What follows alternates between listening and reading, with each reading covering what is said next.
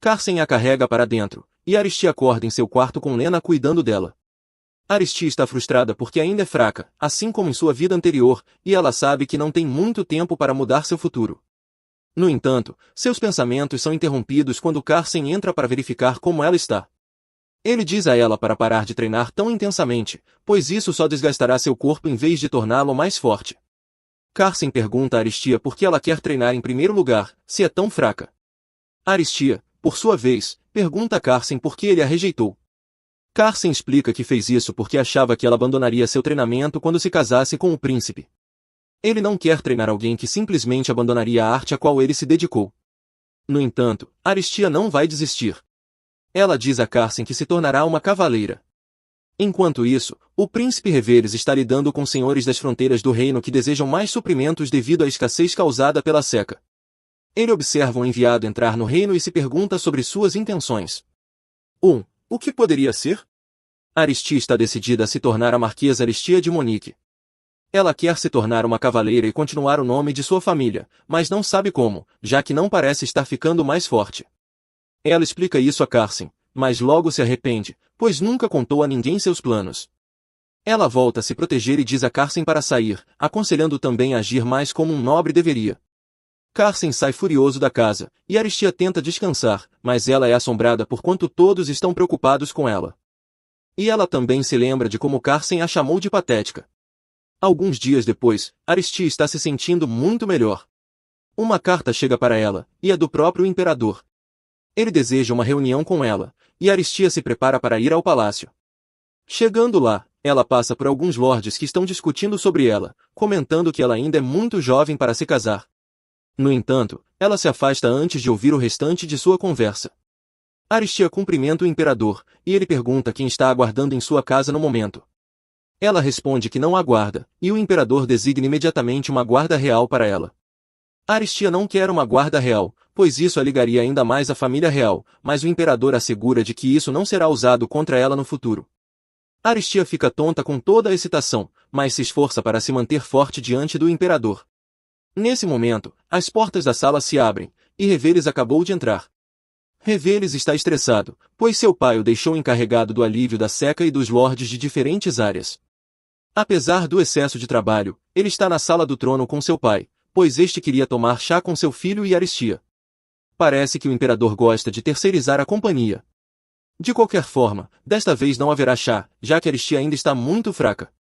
O imperador nota o quão pálida ela está e a encaminha para o médico real. Ele sugere que seu filho a acompanhe, e os dois obedecem ao imperador. Enquanto caminham pelo palácio, Reveles observa o quão difícil é para Aristia respirar. Ele ordena que uma carruagem seja trazida, e o príncipe Reveles anuncia que os dois estarão viajando de volta para a residência Monique. Durante a viagem, o príncipe estuda Aristia. Ele fica surpreso por ela ainda cumprir seus deveres em seu estado fraco e fica impressionado com a compostura dela. Ele comenta que ambos são bobos, mas não dá uma explicação para isso. Assim que Aristia está em casa, o príncipe se despede imediatamente, e Aristia se pergunta por que de repente se sente tão vazia. Ela se pergunta se talvez Reveles estava preocupado com ela e nota que estava menos assustada com ele no caminho de volta para casa. Ela entra em casa, e enquanto isso, o príncipe Reveles pensa em Aristia e deseja a ela o melhor enquanto cavalga de volta para casa. Os guardas reais chegaram e estão por toda parte. Aristia não consegue um descanso, pois para onde quer que vá, seus guardas estão lá, observando-a de perto. Enquanto ela vai sobre seus afazeres na residência Monique, Lena se aproxima dela um dia com cartas. Uma delas é de Elendis, e ele conta a Aristia sobre suas aventuras nos territórios exteriores. Ele pede a ela que se cuide, e ao terminar sua carta, ela encontra outra de seu pai. Ele escreve para ela que sempre a apoiará, e suas palavras a incentivam a reiniciar seu treinamento. Enquanto isso, nos arredores do reino, Elendis está pensando em Aristia. Ele está escrevendo outra carta para ela, e seu pai nota que ele está chateado por estar longe do palácio e de Aristia. Ele diz a seu filho que ficar tão próximo da noiva do príncipe é perigoso, e é por isso que Elendis foi enviado na expedição em primeiro lugar. O pai de Elendis se vira para sair e diz a ele para descansar, jurando a si mesmo que não desistirá ou abandonará Aristia. Sir Seymour, um dos novos guardas reais de Aristia, está treinando-a nas noções básicas. Ele observa que ela está se saindo muito bem, e Aristia o convida para tomar chá. Enquanto os dois tomam chá, Seymour percebe que um intruso entrou no jardim. O intruso é ninguém menos que Carson. Carson está surpreso ao ver um guarda real ali, e Aristia dispensa Seymour para falar com Carson sozinha. Carson não sabe realmente por que decidiu ver Aristia, então ele inventa um problema. Diz que se ofendeu quando ela disse para ele agir como um lorde em seu último encontro e quer confrontá-la. Aristia se desculpa, e Carson se pergunta por que ela não fica com raiva. Ele diz que pedir desculpas é se rebaixar, e Aristia o provoca, dizendo que não usar maneiras rebaixa uma pessoa muito mais. Ela pergunta novamente qual foi o motivo de sua visita e também o provoca, dizendo que, se seu comportamento impróprio continuar, ela informará o Duque Arquente sobre sua atitude rude. Depois das desculpas, Carson convida Aristia novamente. Ela se recusa, dizendo que não precisa de mais ajuda dele, já que tem Seymour como instrutor. Carson decide se convidar para o treinamento de Aristia. O segundo dia de treinamento começou, e Carson está empolgado por fazer parte dele. Ele é bastante agitado, então Aristia oferece chá para acalmá-lo. Ele experimenta e cospe quase imediatamente, reclamando do sabor e insultando o gosto de Aristia. Ela não aguenta mais, pega a xícara dele e sai furiosa para sentar sozinha. Carson pergunta a Sir Seymour o que ele poderia ter feito de errado, e Seymour diz que beber o chá feito pela Lady Monique é uma honra, já que é um hobby dela. Carson se aproxima de Aristia e se desculpa, tentando beber o resto do chá. Aristia lhe dá um pouco de açúcar para experimentar em seu chá, e Carson o bebe. Enquanto isso, no palácio, o príncipe Reveles tem uma audiência com nobres que querem discutir a lei de Aristia.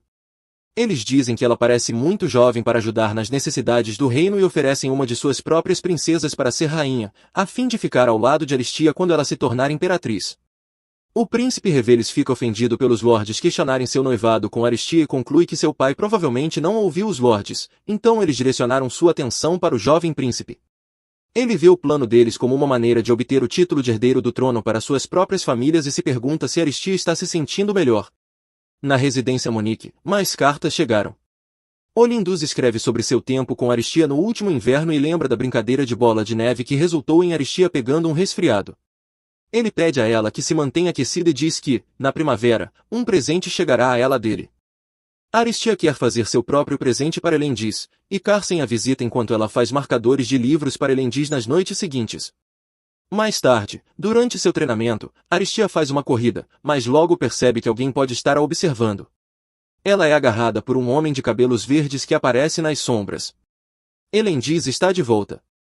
Ele sentiu muita falta de sua querida amiga Aristia, e nossa pequena tia também sentiu falta dele. Carson vê os dois se abraçando e rapidamente se aproxima, separando-os. Elendis pede a Aristia que o apresente a Carson, enquanto Carson está secretamente com ciúmes de Elendis poder abraçar Aristia tão de perto. Carson pergunta a Aristia por que ela está tão à vontade com Elendis e pede a ela para começar a usar o primeiro nome dele tanto quanto o uso de Elendis. Aristia se recusa, e ela faz Carson retornar uma saudação educada a Elendis.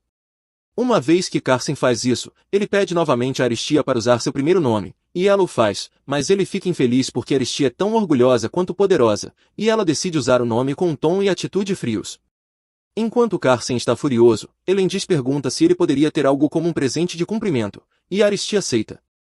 Elendis quer um apelido para a tia, e Aristia fica chocada, já que apelidos geralmente são reservados apenas para a família e amantes, sendo incomum entre amigos.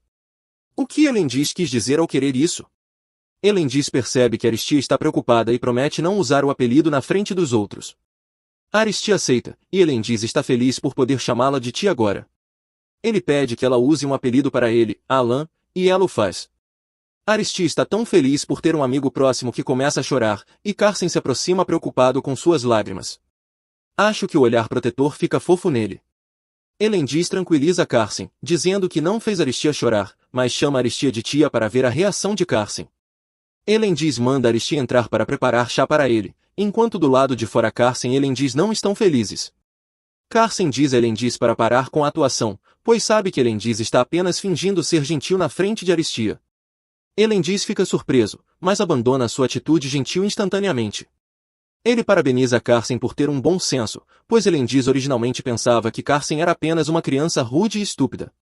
Elendis continua menosprezando Carson e o deixa tão irritado que ele agarra Elendis pela gola. Uma criada avista os dois meninos e corre para chamar Aristia. Os meninos continuam discutindo, com Elendis dizendo a Carson que ele contou cada minuto e interação que já teve com Aristia. Elendis diz que Aristia é dele e apenas dele, mas Carsen está longe de concordar. Enquanto isso, Lena está contando a Aristia o que viu e diz a Aristia que acha que os garotos estão com ciúmes um do outro, já que se conheceram recentemente. Aristia não acha possível que ambos os garotos estejam com ciúmes dela, mas Carson irrompe pela porta gritando para Aristia parar de ser amiga de Elendis. Antes que ela possa pensar mais sobre o assunto, Aristia senta tanto Elendis quanto Carson para tomar chá, afastando a preocupação de Carson sobre Elendis sendo seu amigo. Aristia menciona um presente especial que Elendis escreveu, e Elendis diz que ele mesmo é o presente para ela. Meio clichê, mas até que é fofo, não é? Carson não acha fofo de jeito nenhum, mas antes que ele possa reclamar mais sobre Elendis, um mordomo entra com uma carta que tem o selo real no topo, e Tia se assusta.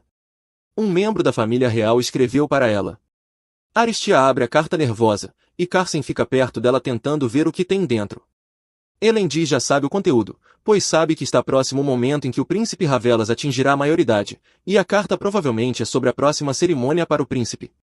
Ele está certo, e, como a maioridade do príncipe significa que o noivado entre Aristia e ele será finalizado em breve, o alfaiate real vem medir Aristia para um vestido. O resto do reino está ocupado com os preparativos para a celebração, e Carson e Elendis são deixados à própria sorte enquanto Aristia e o resto do palácio estão ocupados.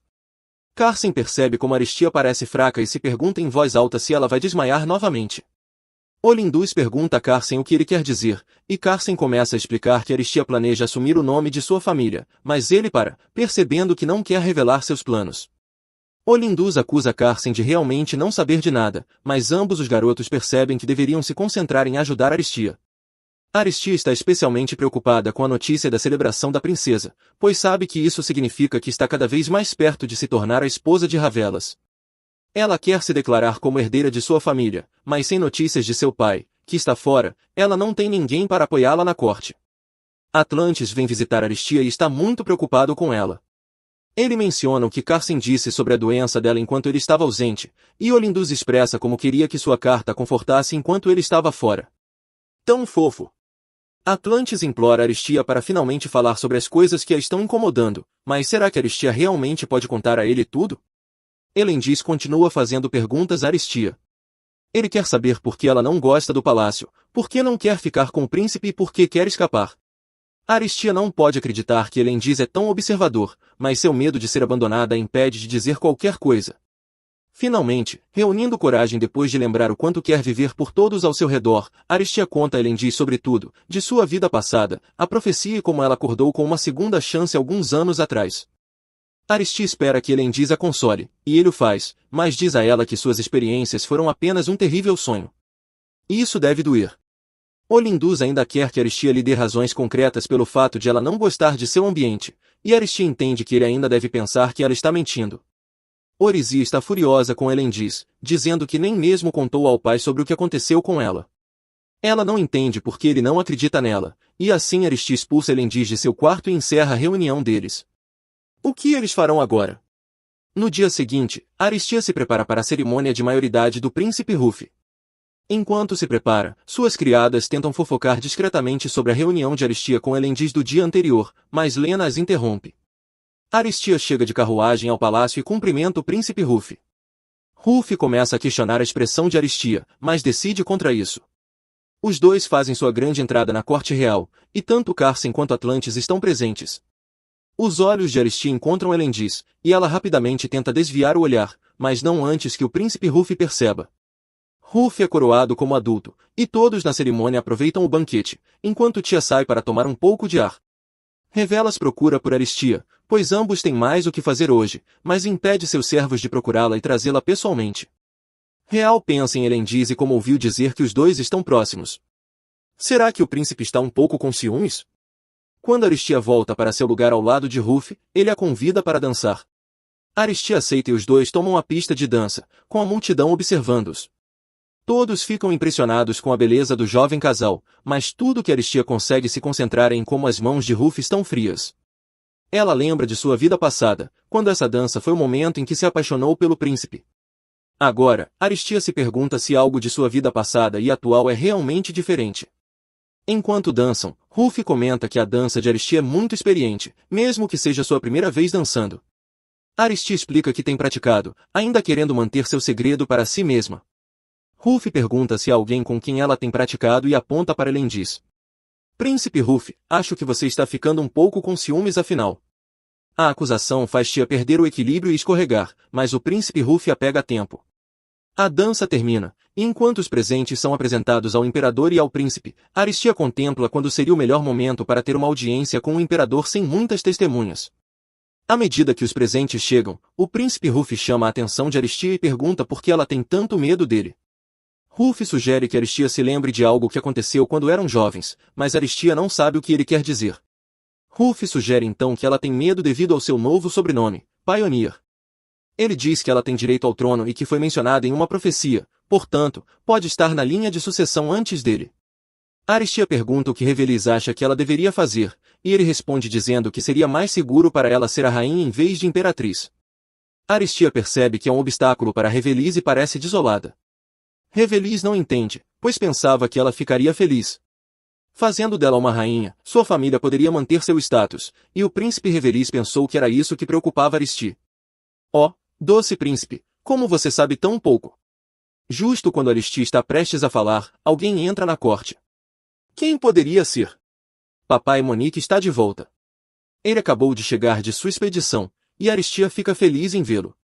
O imperador dispensa Carrion para dar um pequeno passeio, e Carrion aproveita o tempo para se reunir com Aristia.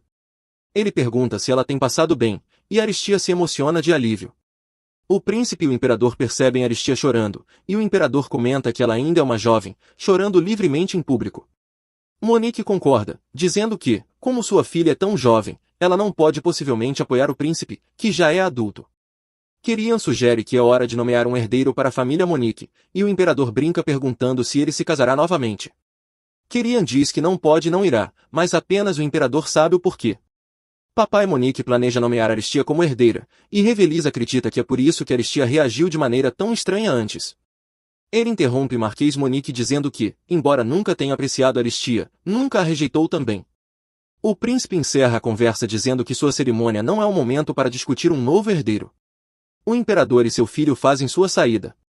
O duque de Rose e Carrion se aproximam para cumprimentar Aristia, e Quirian e Carson estão em conflito. Carson viu algo acontecer entre Aristia e Elendis na cerimônia, e ele quer perguntar o que aconteceu. No entanto, ele não sabe como perguntar e decide contra isso. O grupo aproveita o resto da festa. Mais tarde, naquela noite, Quirian visita sua filha em seu quarto. Ele a verifica mais uma vez, perguntando se ela está realmente bem, antes de ficar até que ela adormeça. Na manhã seguinte, Papai Monique se foi, e uma tagarelice animada acorda Aristia. Ela vai até a janela para abrir e encontra os cavaleiros da propriedade todos alinhados do lado de fora, querendo cumprimentar tia. Que adorável! No entanto, Aristia esqueceu que está apenas com sua camisola. Ops! Ela se abaixa, e os cavaleiros a asseguram de que não viram nada e, de agora em diante, estarão sob seus cuidados, pois estão de volta às dependências da propriedade. Aristia corre para o café da manhã com seu pai, e ele menciona a cerimônia da noite anterior. Carrion assegura a Aristia que declará-la como herdeira acabará bem, mas Aristia não tem tanta certeza. Ela precisa se tornar uma cavaleira primeiro para se tornar a herdeira, e só isso a tirará do noivado. Enquanto isso, o príncipe Revelis está pensando nas mesmas coisas. Ele não entende por que Aristia tem tanto medo dele e fica surpreso que ela e seu pai estejam dispostos a ir tão longe a ponto de declarar Aristia como a nova herdeira da casa Monique para se livrarem dele. Carson e seu irmão mais velho estão treinando com espadas reais. O irmão de Carson, Kazen, pergunta se Carson irá viajar para a propriedade Monique. Carson responde que só atrapalharia se o fizesse, e Kazen sugere que ele pode passar o resto do dia treinando com o irmão mais novo. Na propriedade Monique, Aristia está nos campos de treinamento, mas está distraída. Seu pai diz para ela descansar, mas Aristia está inquieta. Ele sugere que talvez eles vão para a propriedade fora da cidade, e Aristia fica feliz em ir. Será bom se afastar de todas as coisas na cidade, certo? No castelo do príncipe, os duques Quentidaras se encontram e discutem sobre Quirian. Eles fofocam sobre ele finalmente tendo um descanso e reclamam que também precisam de um. O tópico então se move para a cerimônia da princesa. Eles ouviram dizer que Marquês Monique planeja nomear Aristia como herdeira da família, o que quebraria o noivado entre Aristia e Revelis. O príncipe não ficou feliz com isso desde então. Quentidaras concordam que as coisas vão ficar complicadas no palácio a partir de agora e estrategizam sobre como se preparar para isso. Enquanto isso, Aristia e papai Monique chegaram ao campo. Aristia está tão animada que vai de um lado para o outro cumprimentando os trabalhadores e apreciando o ambiente. Que fofa! Ela encontra um lugar com vista para a cidade para parar e descansar, e Aristia se preocupa se fugiu de seus problemas e se foi inteligente fazer isso. Bem, o antigo mordomo aposentado que cuida da propriedade rural, a encontra e pergunta se seu filho Alan tem cuidado bem dela, pois ela parece cansada e triste. Aristia tranquiliza Ben que Alan é um cuidador maravilhoso, e Ben sai para preparar o jantar para ela. Aristia vê Lena com um carrinho cheio de flores e sorri quando Lena a chama para ver. Aristia escolhe se concentrar no que lhe traz felicidade, como as flores, e decide que estar na propriedade será bom para ela. Amamos uma princesa que cuida de si mesma,